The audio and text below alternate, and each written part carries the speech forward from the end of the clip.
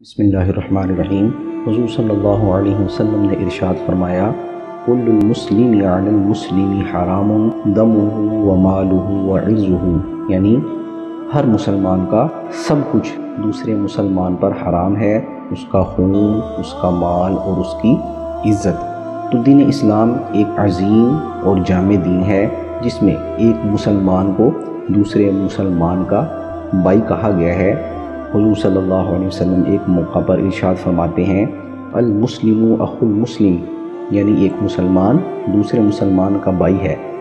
تو جب ایک مسلمان دوسرے مسلمان کا بھائی ہے تو در حقیقت وہ اس کا خیر خواہ بھی ہے، اس کا جان نثار بھی ہے۔ تو یہی وجہ ہے کہ حضور صلی اللہ علیہ وسلم نے اس حدیث مبارکہ میں یہ فرما دیا کہ ایک مسلمان کا دوسرے مسلمان پر سب کچھ حرام ہے۔ پھر اس حدیث میں 3 چیزیں بیان فرمائیں، یعنی اس کا خون بھی حرام ہے، اس کو جان بوجھ کر قتل کرنا بھی حرام ہے، اسی طرح فرمایا اس کے مال میں خیانت کرنا بھی حرام ہے، اور فرمایا اس کی عزت میں کمی کرنا یا اس کی عزت کو پامال کرنا بھی حرام ہے۔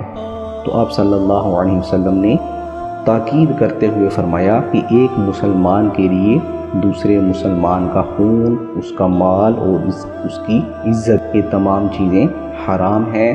تو اس لیے ہر مسلمان کو چاہیے کہ وہ دوسرے مسلمان کی عزت بھی کرے، اس کے مال کا خیال بھی رکھے اور اس کی عزت پامال نہ ہونے دے۔ تو اللہ تبارک و تعالی سے دعا ہے کہ ہمیں ہر ایک کے ساتھ حسن سلوک کرنے کی توفیق عطا فرمائے اور دین اسلام کو سمجھنے کی توفیق عطا فرمائے۔ السلام علیکم ورحمۃ اللہ وبرکاتہ۔